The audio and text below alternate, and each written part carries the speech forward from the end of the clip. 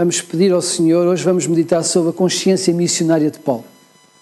Eu gostava tanto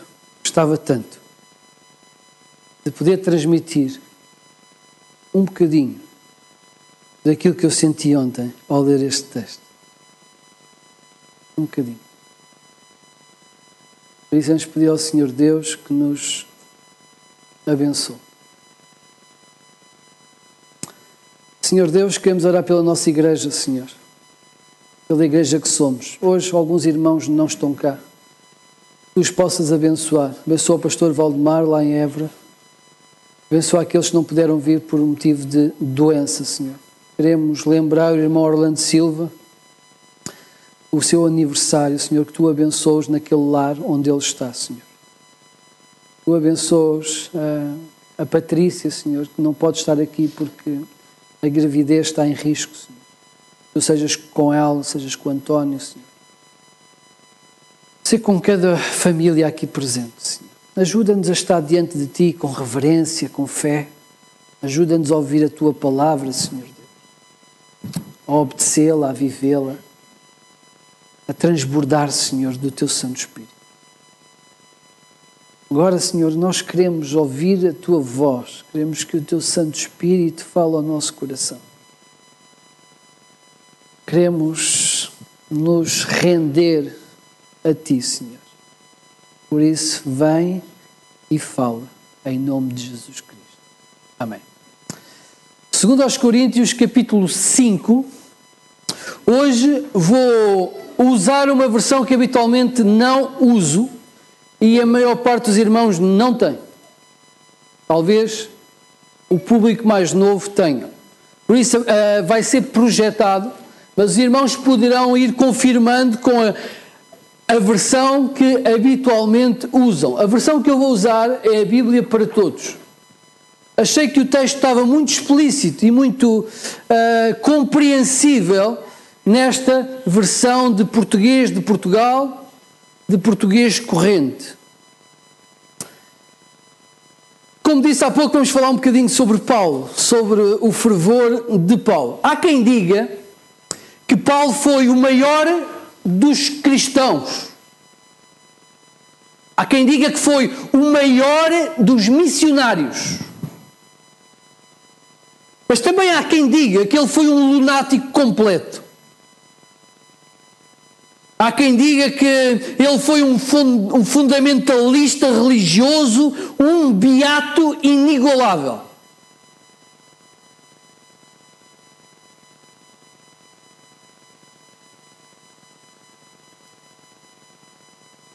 Quem tem a verdade?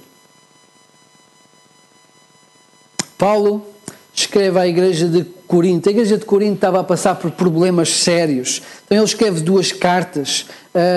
Os problemas daquela igreja eram de ordem moral e relacional. Os irmãos sabem que aquela igreja estava dividida. E onde há divisão, onde há facção de pessoas, Deus não está a reinar.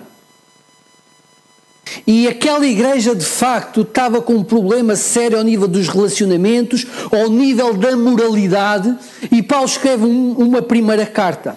E nós damos conta que a segunda carta que é lançada, ou que é enviada pouco tempo depois, que a igreja, de facto, melhorou muito, mas muitos dos problemas ainda se mantinham. Por exemplo, havia dentro daquela igreja pessoas que se diziam ser apóstolos, e que faziam até oposição ao apóstolo Paulo. Nesta carta, nós vemos Paulo muitas vezes de coração aberto. Vemos ele a falar da sua experiência de fé. Por exemplo, lá no final da carta, nós temos aquela passagem do espinho na carne, que é um problema de Paulo, é um problema dele. Ele tinha alguma coisa que ele não queria, e ele fala sobre isso. E ele fala como orou ao Senhor e como Deus não respondeu na expectativa que ele tinha quando fez a oração, mas mesmo assim ele compreendeu que a graça do Senhor era suficiente. E ele pôde então dar glórias a Deus e ensinar a igreja pela sua experiência. Então, nesta segunda carta, de facto, Paulo abre-se um pouco daquilo que é o seu coração, da sua mente, daquilo que vai dentro dele em relação à fé. E esta passagem eu podia dizer que ela retrata aquilo que é a consciência espiritual do próprio apóstolo. Enquanto cristão, enquanto filho de Deus. E vamos então ler nesta versão de português corrente. E diz assim, 2 aos Coríntios 5, versículo 1. Quando a tenda que nos serve de habitação aqui na terra, isto é, o corpo, for desfeita, sabemos que temos outra habitação no céu, preparada para Deus. Esta não é uma casa como as que os homens fazem, mas uma habitação eterna.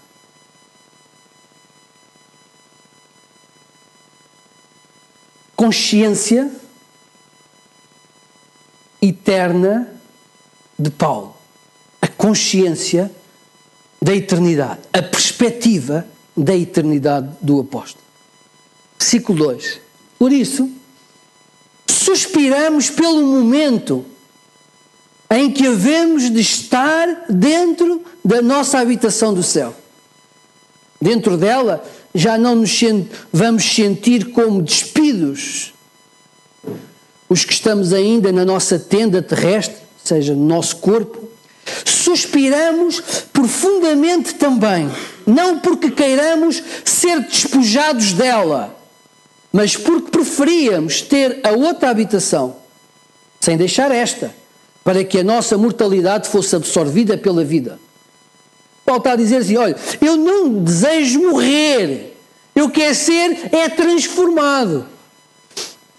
E isso acontecerá quando o Senhor Jesus vier. Quando o Senhor Jesus vier, aqueles que são santos, aqueles que são os seus filhos, irão ao encontro do Senhor nos ares e serão transformados. É o meu sonho. Eu não quero morrer, eu quero ser elevado aos céus e ver esta transformação. É o meu sonho. Tenho partilhado isto com os irmãos. É o que Paulo diz, olha, eu não quero morrer, eu não quero partir já para o Senhor, eu quero ir ao encontro do Senhor e ser transformado pela imortalidade.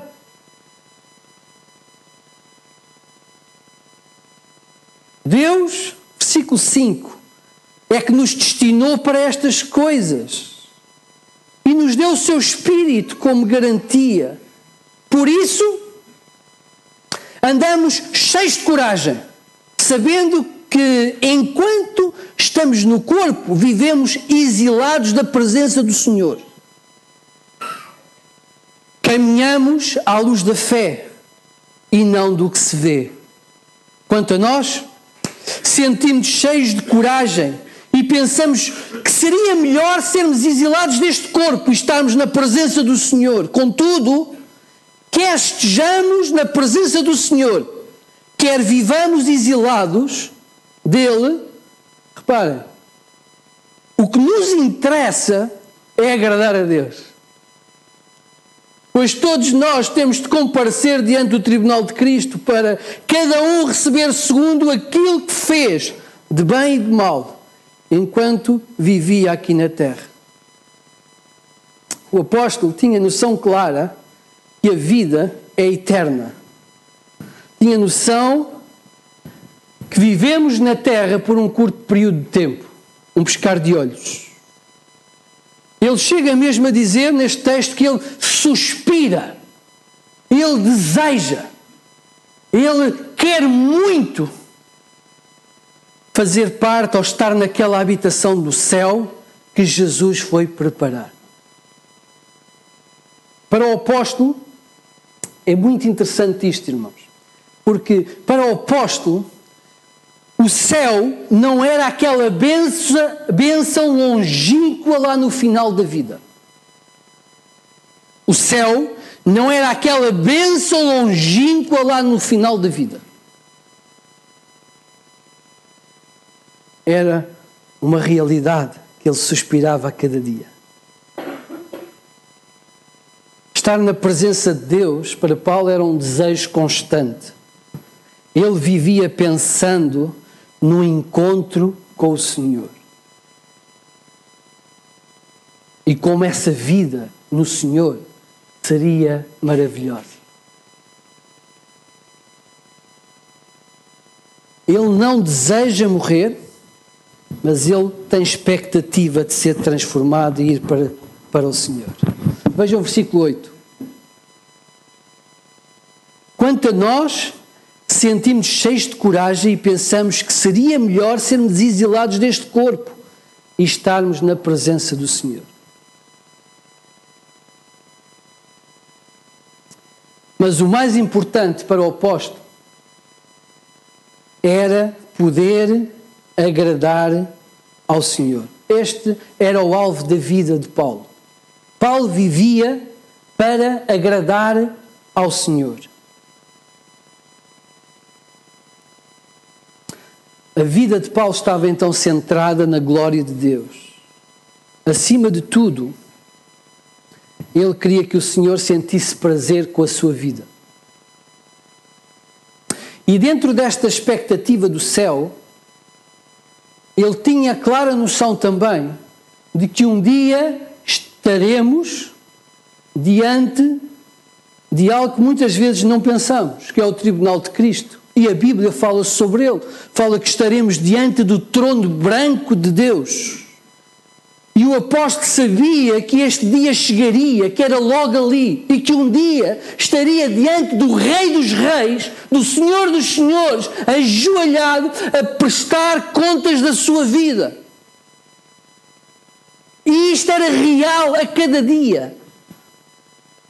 Não fazia parte de uma cosmovisão lá longínqua, lá no fundo da nossa vida. Não, era real, era presente. Ele vivia para que naquele dia ele tivesse o que apresentar ao seu Senhor.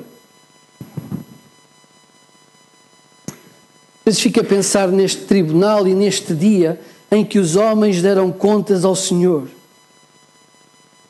Há pessoas que vão chegar àquele dia diante do trono de Deus e, apesar do seu pecado, elas vão poder dizer o seguinte: que viveram para agradar ao Senhor. Que o tempo que viveram foi para agradar ao Senhor. Que o dinheiro que tiveram foi para agradar ao Senhor. Que os seus dons honraram o Senhor, que a sua vida amorosa, que o seu emprego foi vivido para honrar ao Senhor. Que tudo na sua vida foi usado para glorificar o nome do Senhor. Estes são aqueles que fizeram uma aliança com Jesus. Há outros que vão chegar ao pé do Senhor, diante do trono da santidade de Deus, e vão dizer: trabalhei que me fartei. Esforcei-me naquela vida que até deu dó. Não havia ninguém que trabalhasse mais que eu, mas consegui dar aos meus filhos melhor do que os meus pais me deram a mim.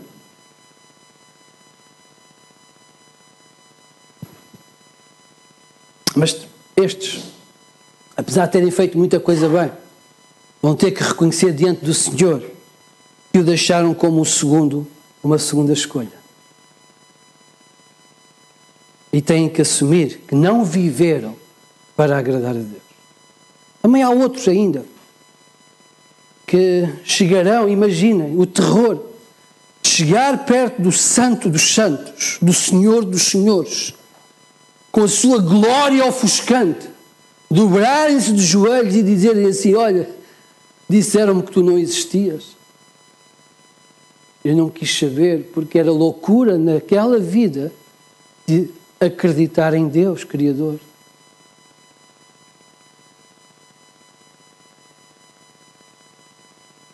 Às vezes fico a pensar neste dia. Eu não sei como é que nós vamos dar contas de tudo o que nós vivemos. Na minha interpretação, e é a minha, Acho que a nossa vida vai passar assim como um filme,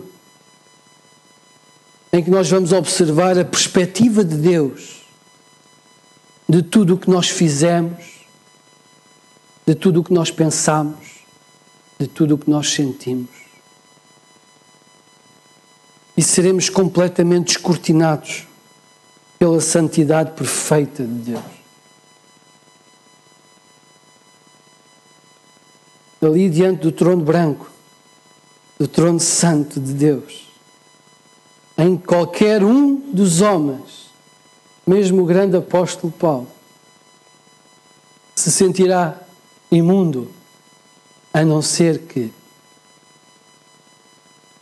diga ao Senhor: eu fui justificado por Jesus. Eu criei no sacrifício perfeito. Eu apresento-me diante da tua santidade por aquilo que Jesus conquistou na cruz, com a justiça dele. Paulo tinha a noção clara que chegaria este dia em que ele iria encontrar o Senhor. E ele fala-nos da responsabilidade que alguém que crê na vida eterna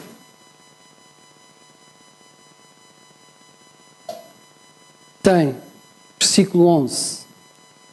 Conscientes, portanto, do respeito, noutra versão, do temor, da reverência que devemos ao Senhor, tentamos convencer outros. Deus sabe perfeitamente que somos sinceros e espero que a vossa opinião seja essa também. Não dizemos estas coisas para nos elogiarmos a nós próprios. O que queremos é dar-vos a oportunidade de se sentirem honrados connosco. Assim, terão uma resposta para dar àqueles que sentem orgulho por motivos exteriores e não por aquilo que têm no coração. Se acham que perdemos o juízo, foi por Deus que o fizemos. E se fomos equilibrados, foi por vossa causa. Quem viver para a honra e glória do Senhor pode ser visto muitas vezes como pessoas que não têm juízo. Paulo dizia que podia ser considerado um louco por pessoas, por colocar Cristo em primeiro. E é loucura. Hoje, na sociedade em que vivemos, alguém que dê dinheiro, por exemplo, os dízimos e as nossas ofertas, para fazer crescer o reino de Deus, para muitas pessoas isso é loucura completa. Dar do nosso tempo numa sociedade tão corrida, onde andamos tão atarefados para servir ao Senhor, para muitos é loucura completa. Deixarmos de fazer um negócio porque não baseamos a vida no valor do lucro, mas por valores espirituais. Para muitos, isso é loucura completa. Dizer que não ao patrão quando ele nos obriga a mentir pode ser loucura completa para muitas pessoas. Guardar a nossa pureza sexual numa sociedade sexualizada, para muitos, é uma loucura completa.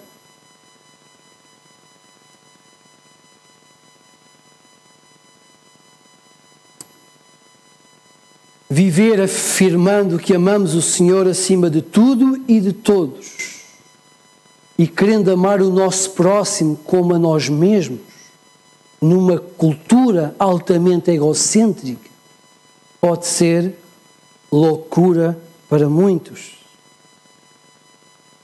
Mas Paulo, perante a visão que ele tinha da eternidade, ele sentia a responsabilidade de persuadir outros, de anunciar Cristo, de fazer conhecida a salvação. Versículo 13.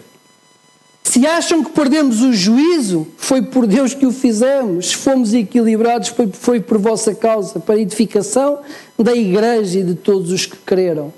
14. O amor de Cristo, diz Paulo, absorve-nos. Noutra versão, nos constrange completamente, pois sabemos que se Ele morreu por todos, então todos morreram. E se Ele morreu por todos para que os que vivam já não vivam para si mesmos, mas para aquele que por eles morreu e ressuscitou. Avancem mais um bocadinho e olhem para o versículo 21. Cristo não tinha cometido pecado, mas Deus, para nosso bem, tratou-o como um pecador, para que nós, em união com Ele, pudéssemos ser considerados justos por Deus. Diz o texto que Jesus não conheceu pecado. E Ele foi considerado como um pecador. Ele, sendo homem perfeito, nada do que fez, nada do que pensou, nada do que sentiu, fê-lo pecar.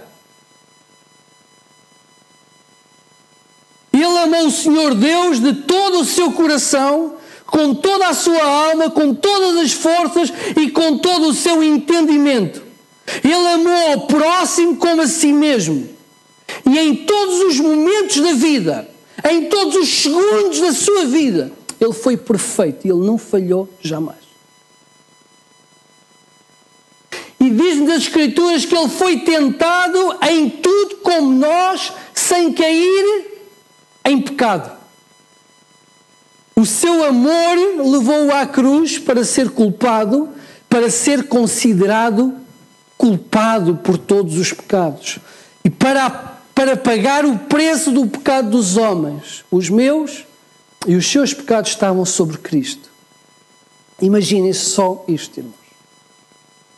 Jesus foi culpado por todos os pecados. Toda a incredulidade, toda a mentira, toda a maledicência, toda a imoralidade, todo o orgulho, toda a vingança, toda a mentira, toda a traição. O pecado dos terroristas, dos pedófilos, dos assassinos, dos adúlteros, estava sobre a sua vida. Ali na cruz, ele estava carregado de pecado, ele cheirava, ele tresandava a pecado. O Pai o castigava como se ele fosse culpado de todos aqueles pecados. No alto da sua dor ele gritou: Deus meu, porque me desamparaste. Significa porque me abandonaste. E ele manteve-se íntegro até que o pecado fosse esmagado sobre o seu espírito. A dor física que Jesus suportou foi o menor dos seus problemas. Os pecados de Paulo estavam sobre ele. E esse amor em Cristo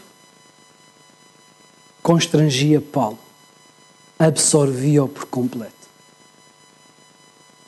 Foi este amor que o fez viver a vida para agradar ao Senhor.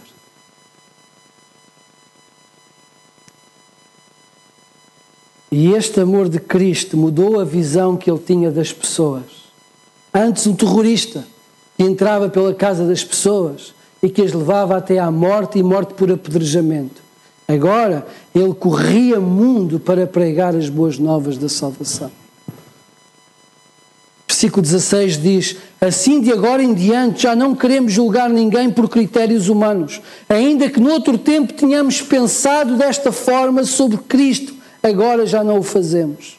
O que ele diz é que a visão humana diz-nos que nós amamos aqueles que nos fazem bem e desprezamos aqueles que nos fazem mal ou ignoramos.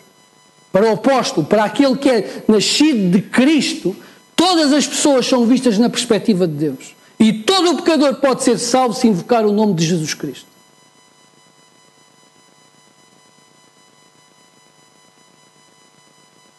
Versículo 17. É que quando alguém está em Cristo, ou está unido a Cristo, torna-se uma pessoa nova. As coisas antigas passaram, tudo é novo. Isto é obra de Deus que em Cristo nos reconciliou consigo e nos chamou a colaborar nessa missão de reconciliação. Assim Deus, por meio de Cristo, reconciliou consigo a humanidade, não tendo em conta os seus pecados, encarregando-nos de anunciar a palavra da reconciliação. Portanto, somos embaixadores de Cristo. E é Deus que exorta em nosso intermédio. Em nome de Cristo vos pedimos, irmãos, que se reconciliem com Deus.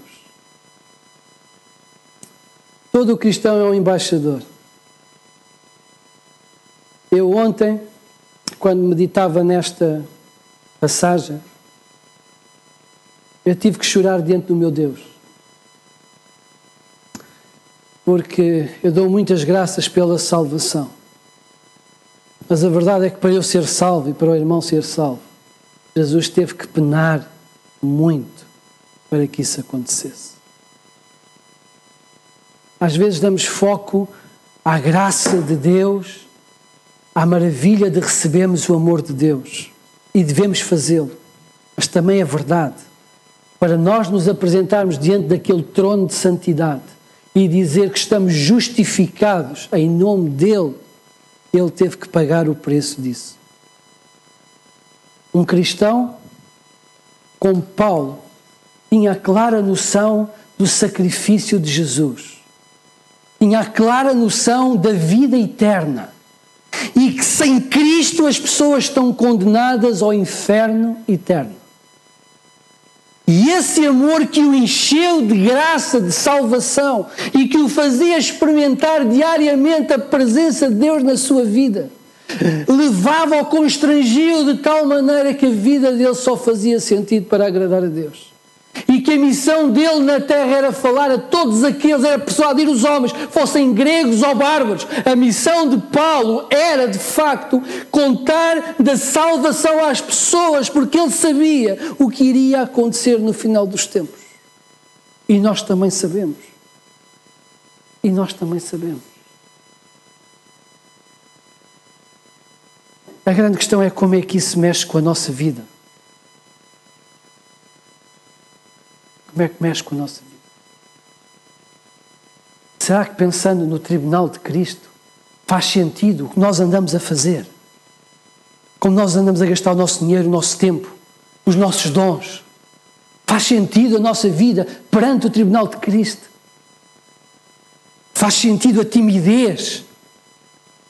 E perdoem-me, às vezes a cobardia, não abrir a boca diante daqueles que não conhecem o Senhor? Faz sentido quando sabemos que só Cristo salva. Nos diz o apóstolo, é que todos nós, conhecedores da graça da salvação, somos representantes de Cristo. Lá no trabalho, lá na família, nós estamos a representar o reino de Deus. Nós temos a mensagem de Deus para transmitir onde quer que estejamos. E se vivermos na terra, mas com expectativa no céu, vamos viver como embaixadores. Este é o meu desejo. Eu lamento tanto às vezes não o fazer, mas eu quero muito. Eu quero fazer mais e melhor. Mais e melhor. Vamos curvar as nossas cabeças e vamos avançar.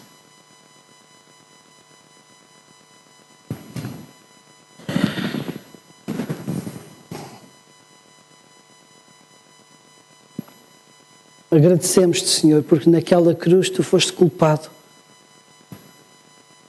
pelo nosso pecado. Foi uma tremenda injustiça, Senhor, para ti o que fizeste. Não sabias o sabor do pecado, Senhor.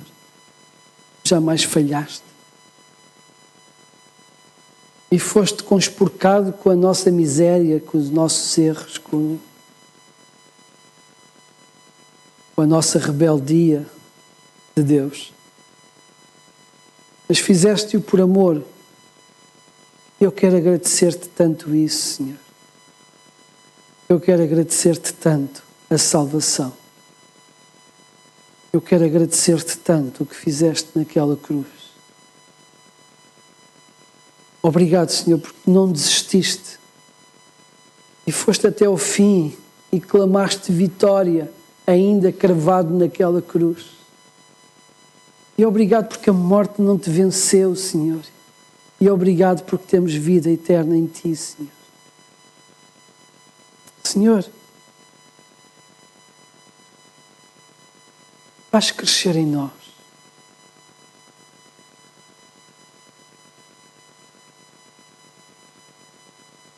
faz crescer em nós o Teu amor, Senhor, a visão da eternidade.